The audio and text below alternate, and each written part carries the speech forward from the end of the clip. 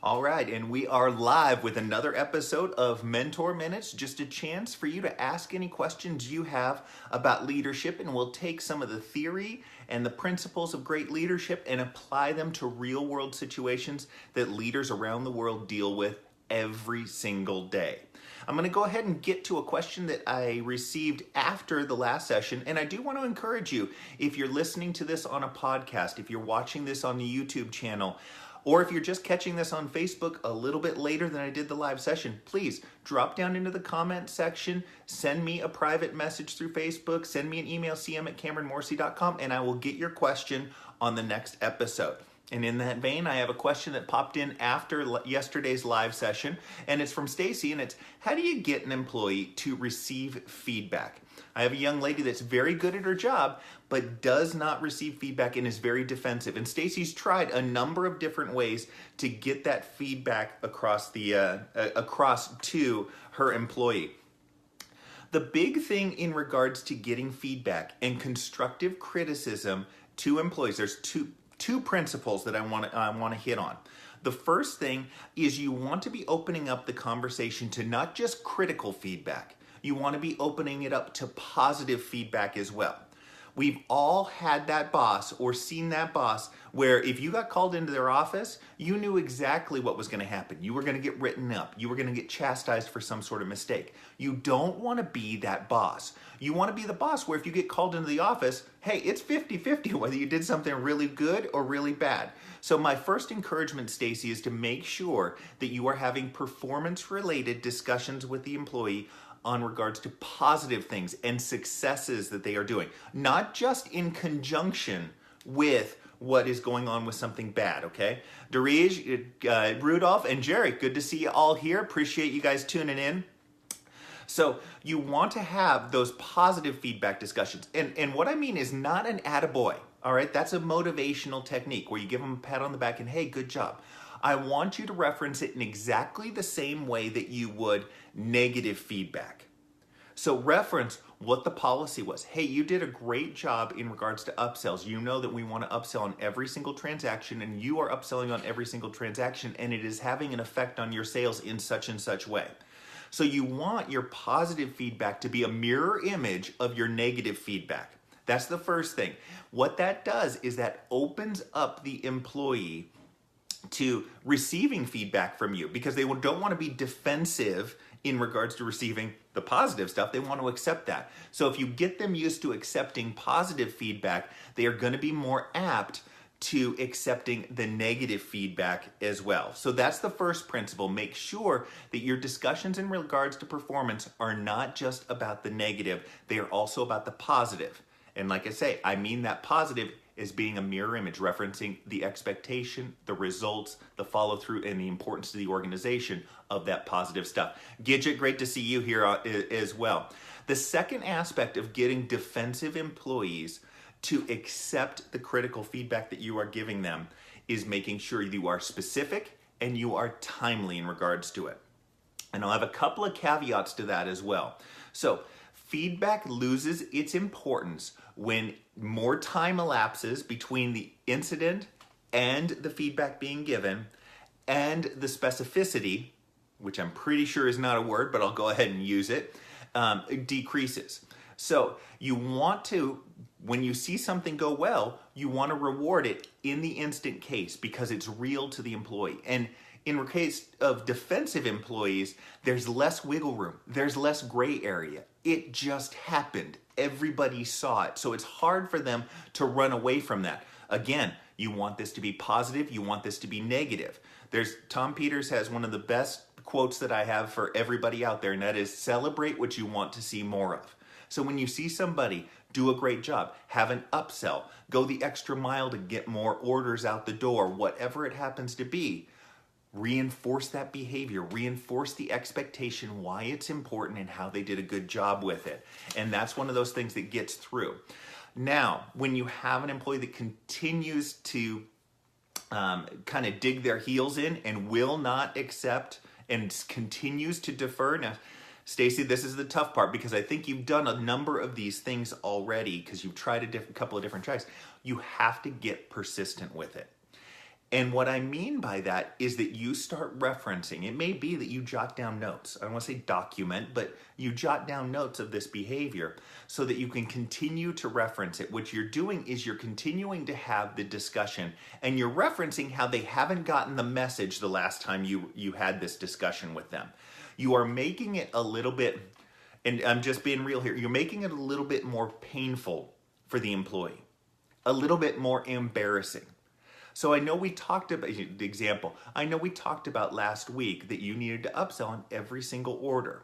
And there were a number of times where that didn't take place for a variety of reasons. And here we are again the following week, and I'm noticing that you're still not upselling. We need it on every single instance, even in those cases where the customer is clearly looking for one particular thing. You will notice if you go out with this that 1 in 10 that are just there for one particular purpose will be open to discussing something else. And that's why it's important. So you reference those discussions and you be persistent with it. So much of defensiveness with employees, and this goes for so much employee behavior that's out there that you struggle with and that you're trying to get through to them and you're trying to deal with effectively. So much of that is because we are rewarding that particular negative behavior by giving them a free pass. You know what, after a while you beat your head against the wall with an employee in regards to something and you just let it go. And in those cases, the employee won. I don't like to consider, employees as children, but we all are. We all have those same behavior techniques. And, an obstinate child will often get their way by just sticking to it. And an employee is exactly the same way. Sometimes some employees are like that, where they will be defensive the entire time because they know that if they keep being defensive, they'll never be held accountable, truly held accountable. And so you want to ratchet that up by documenting it, by making sure that they understand it and keep going with it, because those conversations get more and more painful for them, and you want to make it so it's more of a benefit to them to make those conversations go away by listening to your feedback.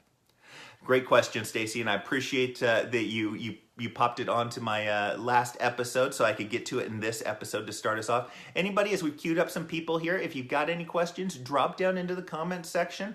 I'm just tackling these live in this environment over here on Facebook, and I appreciate it. Next question comes in, and I love this one. It's, how do you deal with an obnoxious employee?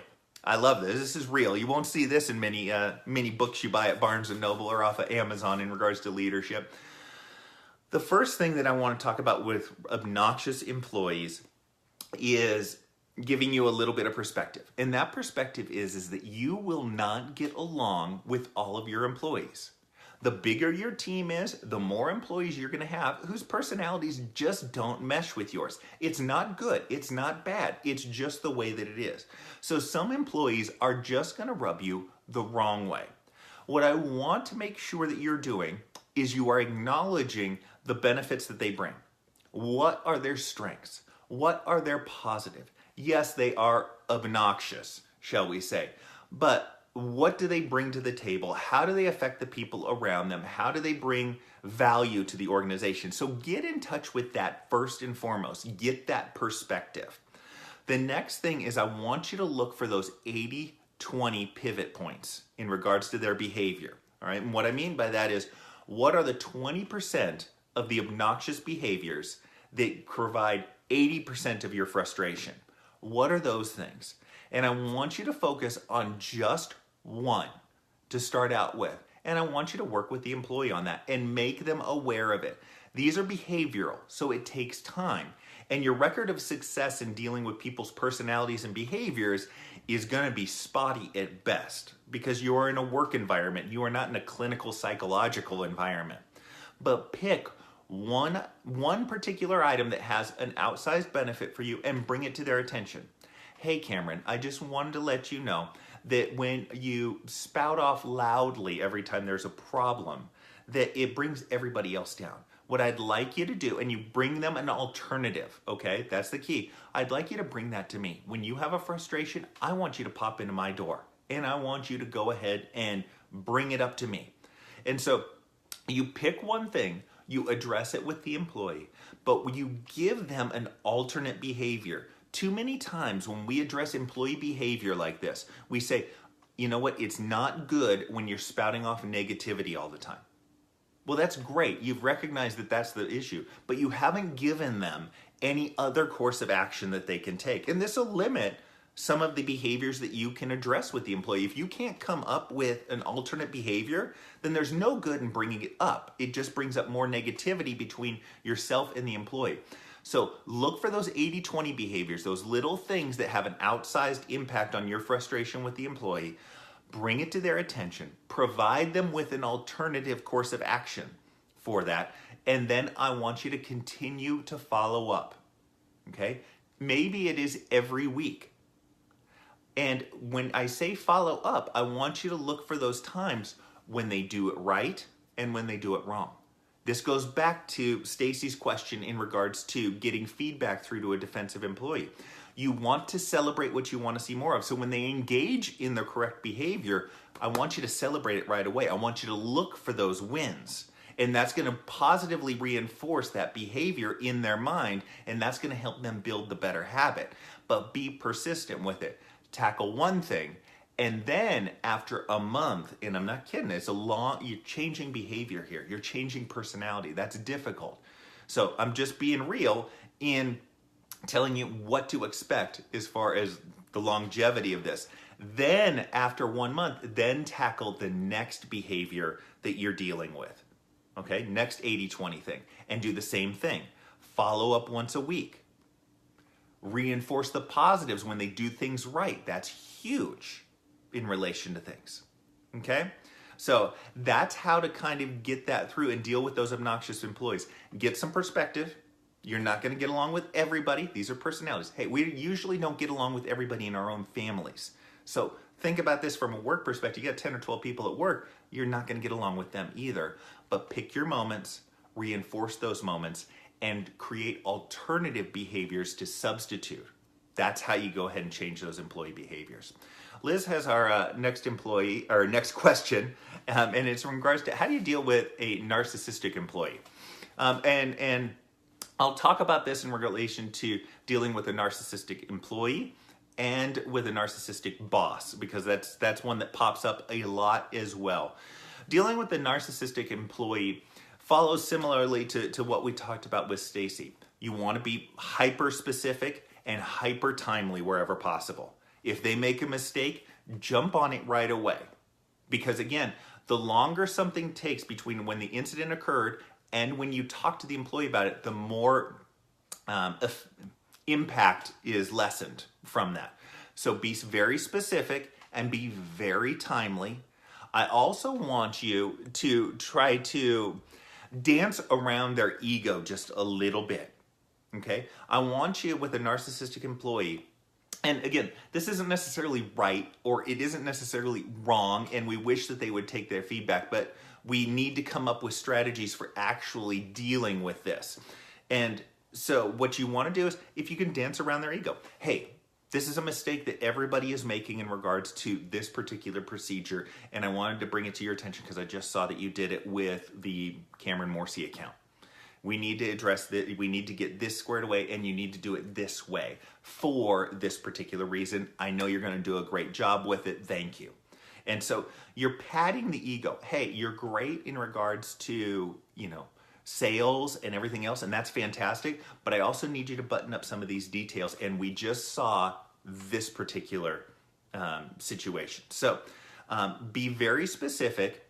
I want to say soften the blow just a little bit, and be persistent with it, okay?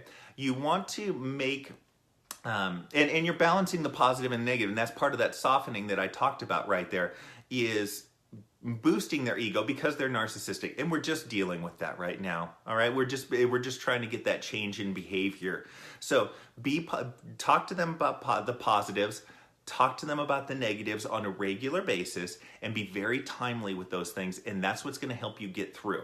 Okay. Now, if they bring everybody else into it, what I tell everybody is one of the biggest defensive mechanisms with employees is, well, you haven't talked to Yolanda about it and you haven't talked to Cameron about it. Well, yes, I have. Or if I see it, yes, I will, because it's important. And so you just diffuse that right away. So I'm talking to you, I'm going to be talking to them when I see it as well. And so you don't let that be some sort of defensive thing. We're talking about you. I'll address them at a later date, and you won't see it. They don't know why you're in talking to me right now, or they don't know what we're talking about right now. Likewise, you don't know what I'm talking to them about. So you get through some of those defensiveness, but the most important thing, timely, specific feedback that is given in a positive and a negative light. So you're referencing both things, and then they will be more apt to listen to all of your feedback. Erica has the next one. Erica, so good to see you here. My question is, my company I currently work for is going through some changes over the next such and such time with new positions coming available. What is the best way to decide on what is best fit when growing within a company? So, Erica, there's two things that I look at as far as, well, there might be more as I go along here now that I come up with it. First thing is, what are you already skilled at? Okay, so what value do you bring right now? What are your strengths? And I want you to write them out, Erica. Go through the exercise of writing out what your strengths are. Then I want you to take a look at those other positions, and I want you to write down why other positions have piqued your interest. Why is that? Okay. What you may find is that those other positions that have piqued your interest because it's a skill that you want to get in. Okay? That is one thing that I want to press you towards. I want you to press towards a position that is going to grow your skill set. Not that just leverages your great skill sets right now. So I want you to grow and broaden your skill sets as much as possible within the company. The third factor, that was the one that popped to my mind a little bit later, is where is the growth potential within these particular positions? So there are certain aspects of the organization, if the organization expands, that are going to have a broader impact and more growth than others.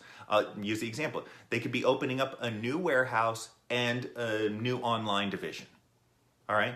Well, the warehouse will broaden out your skills, may be interesting, may match it up. I've worked warehouse before. It's very interesting. But the online has a whole lot more potential, is on the cutting edge, and has bigger opportunities for growth.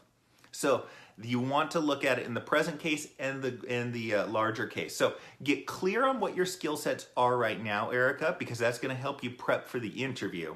All right, and look at those positions. Maybe you are happy to continue developing those particular skills. Look at what interests you about the other positions, and then look at those areas that might be growing more. Just going through the exercise of putting these things on paper will bring a little bit more clarity to where your thought is.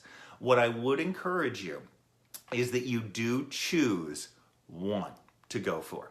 There is a temptation, if there's a big expansion or changes within the company, to go for a couple of different positions. I will put you on point to go for one. Unless your boss or the organizational culture, everybody's going for multiple positions, I really would press on one, because what that's going to do is that's going to show more interest in it. It's going to help you prepare for that particular interview better and put your best case forward for that particular thing, which gives you a better likelihood of getting it. So if any of that popped up, any other questions, Erica, drop them down into the comments. Follow up with me on private message, and we'll go ahead and get those squared away as well. I wish you luck. That's good stuff as far as the organization expanding. Just clarify where you are, where you want to go, where your interests lie, and then that'll help kind of inform that decision a little bit more. Amanda has a question. I'm wondering why bad bosses push good employees out and still get to keep their job. One of those great mysteries in life. One of the things that bad bosses are usually very good at is they are very good at talking the language of their superiors. In most cases, that's why the bad boss is allowed to continue to survive and thrive within an organization. They're talking the language. Hey, we're looking to cut costs. I'm looking to drive sales. I'm doing this. I'm very action oriented. I'm very on top of things. That's what bad bosses are good at. They're not good at bringing out the best in their employees and necessarily getting the results. So their superiors always know what's going on in their department, what they're doing about it, And they're also very good at finding scapegoats. So in an environment where they are pushing employees out, that actually helps a bad boss, believe it or not. And I want you to all be aware of this as you move through the ranks of your organizations and move up to those executive ranks. Look for these hallmarks, okay? When an organization has a bunch of turnover, that then becomes an excuse for them to use for poor performance. Rarely will the employee come out, rarely do companies do exit interviews, period, but rarely will it be known that the employee left because the boss sucks. So that leaves it for the boss to change that narrative with their boss. Well, Cameron wanted to move on, and that's fine because Cameron had attitude issues anyways. This is what I'm dealing with. I'm dealing with a bunch of people with attitude issues. I wish more would leave. However, I still don't have enough employees to get across the finish line what I want to as far as projects are concerned. A lot of bad bosses are really good at talking the talk, and that's why they are allowed to stay. It's why I recommend in your organizations that there are skip level interviews and what I mean by that is so that you don't just talk to your boss once a quarter, twice a year, once a year, you talk to their boss. And you go through, hey, how's their performance? What do you see going right in the organization? And that gives you, as that executive, an ability to see into the organization a little bit more so that when Amanda leaves and Cameron says, oh, Amanda was a problem child, you can go, well, no, what are you talking about? I spoke with her 3 months ago. She's fantastic. I saw her performance. I saw her attitude. She's great. That helps inform your decisions, but that rarely happens in organizations, and that's why bad bosses are allowed to continue in the organization. The other thing is the reason that why I'm here as far as leadership development, and that is that organizations don't do leadership development. So it may be that your boss was never trained on leadership, but their boss was never trained on leadership as well. They don't even know what to look for as far as good leaders are concerned. And that's what happens when that ignorance in regards to this topic comes up. That was a kind of a long-winded answer, but it's one that's probably on the minds of everybody that's out there, is how these people manage to stay in their organizations. And that is oftentimes they are overseen by a bad boss who wouldn't recognize great leadership even if it was there within the organization. Sorry, I didn't mean to comment that emotive. No worries, Yolanda. I'm hoping that I'm so funny that you're crying there. And yes, don't worry. I as I'm scrolling off and hit the wrong button on this as well. Yayan has the next question for us, and it's, how do you build personal relationships with your direct reports when it is not in your personality to do so?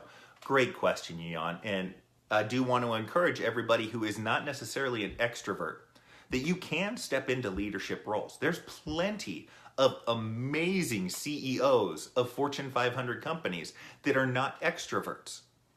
It's fine. As long as your critical thinking skills are there and as long as you know how to talk to people when you need to talk to people, then that's fine. What I want you to do, Yayan, is I want you to,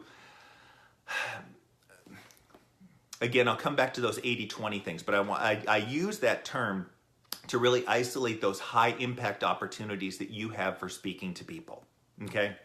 So there's two that I want to, well, maybe more, that I want to hit on right away. The first thing is the first thing, and that is Monday mornings. Walk around and ask employees how their weekend was. That's a simple question, okay? When they come back from vacation, ask them how their vacation was. First of all, that is a natural opportunity for people to talk because you haven't been in the same space for the last couple of days or the last week if it was a vacation. People will be more apt to have something to talk about in those cases. Now, I do tell you, if you haven't done this before, you might not get much in the way of a response, but it builds over time. So do that. Every Monday, make it a point to walk around. How was the weekend? Did you see the game? If you have a sporting event, the World Cup is now starting. So, hey, are you paying attention to the World Cup? You're looking for those little commonalities where you have interest, or even just something where you don't have a common interest. They have an interest that you can ask about. A lot of times I've had employees who have informed my thinking in regards to, a particular sport or a particular activity, like, well, how do you get into rock climbing? I don't know, but they like it. So I ask them about it.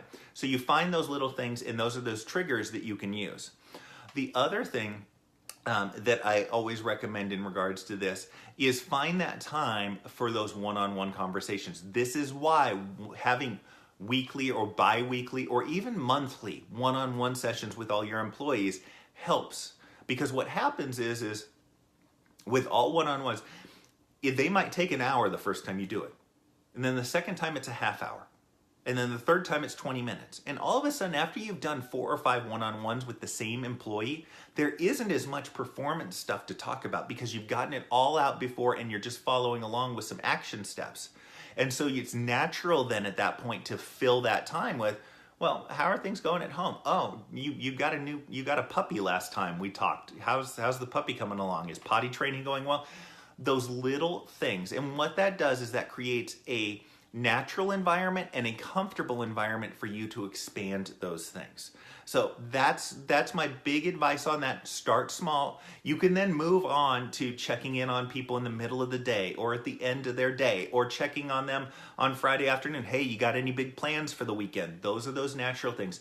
But start at the beginning. So Monday mornings, after they come back from vacation, those natural moments, and then look for those opportunities to talk to them one-on-one about performance, and it will naturally, as you consistently have those, lead into other things. If you want more suggestions, again, hit me up down in the comment section and we'll do a follow-up on this as well, because I know it's something that's out there, and managing those personal relationships is something that's become a little bit more difficult in this more connected environment. So if anybody has any questions on that, please feel free to jump in down in the comment section. Rudolph has the next question, and it's, how can you keep a balance between focusing on helping your employees that are underperforming versus rewarding the top performers in your team? Which should go first and why? Personally, Rudolph, I'll dodge part of this question and say that I don't care which one goes first. People ask me this time, oftentimes, do I reward the high performers or do I reward the poor performers? You reward both. It's not a one-off thing is what I'm getting at. So this month, it might be we're rewarding the top in sales, or this quarter, we're rewarding the tops in sales. Next quarter, it is where we are rewarding those that improved the most quarter to quarter. Okay, and that gets to your underperforming, because that's something that they can latch onto. If they latch onto a few different, good best practices, they can improve that performance. You can also go out with both at the same time. We're doing one reward for the top performers, and we are doing one reward for those that improved the most. And I like the improvement as well, because what that can get to is those people that are, top 10% to 15%, they can have a chance to move up. There is nothing that says that your best performers can't also be the ones that improve the most, and that's an opportunity that a lot of leaders miss out on. So I would address both on a continuing basis. Okay, that these motivations and these contests and rewards that go out should be mixed up. The month after that, it's for the person with the most upsells. Next month after that, it's the person that answered the most phone calls. You're rewarding the right behaviors, and you're bringing attention to the right behaviors. And that's what I would really encourage you to do, Rudolph, and I hope that answers your question. You do want to reward your top performers. You do want to incentivize your poor performers, and you do that through performance increase over a particular time period for those underperformers, and then top line growth for your high performers. Hope that answers your question there, but I'm kind of passionate about it. I mentioned hitting the wrong button there to Yolanda, and I did just do that. I am caught up on questions here, so if you have a question, I will go ahead and answer it in real time.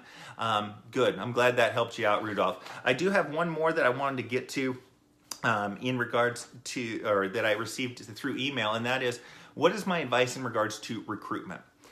Certainly here in the States, unemployment is a historic low, whatever those numbers are, but I know that I'm seeing a lot more now hiring signs everywhere. And so recruiting is going to be more difficult, especially in those low level or entry level, let's say, jobs that you might have. What I recommend in regards to recruitment is covering as wide of a net as humanly possible. And what I mean by that is you want to look at alternate industries where you can train the person on the specifics, but they're exhibiting an aspect of that behavior. The example that I use all the time is I spent a number of years managing a call center. And I would bring people in for interviews that worked as waiters in a restaurant, that worked in retail. Why?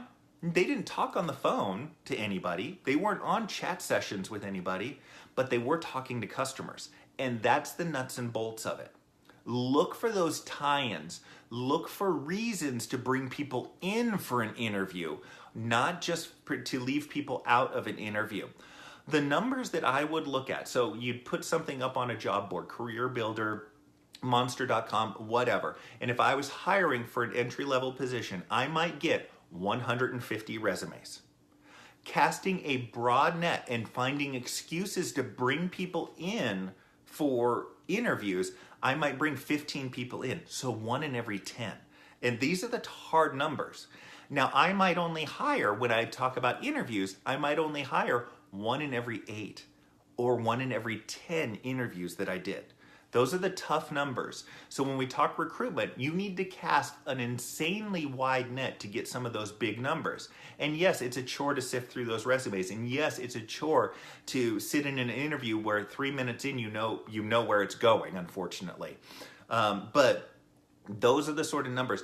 But look outside your industry and look for excuses to bring people in for an interview, not to exclude them from an interview, because you'll be surprised at how great some of these people that you wouldn't have necessarily considered based on their resume are when they sit across from you. That's hugely helpful. John has our next one, and Maria, so glad to see you here live finally. I have issues with delivery of expectations. People say I am not nice or mean. How can I soften my delivery methods? Good question. What it is it's first identifying why it is that they don't think that you are nice or mean. And so maybe what I would do, I'm coming from the outside on this, John, is I might take 1 or 2 of those employees who you do have a good relationship with and who will give you the honest feedback and ask them, hey, when I deliver expectations, people say I'm mean when I give them. Do you have any idea why they take... I'm not meaning it in that way. I'm not trying to be mean or not nice. What is it that they're getting at? And so hopefully those people can give you some specifics in regards to it. What I want you to also do is when you deliver expectations, I want you to deliver the reason why that expectation is there and why it is important. Okay? So that way they get a little bit more of a background to it. What you might also consider doing is attaching to that where they are sitting at that particular moment, and also a path or some suggestions for them to improve. Okay, so we're taking these delivery of expectation discussions and we're rounding them out and adding a little bit to it. So definitely get the feedback from a couple of good employees that you have who will give you that honest feedback, because that could be very instructive. It could be just 1 or 2 little things that you are doing.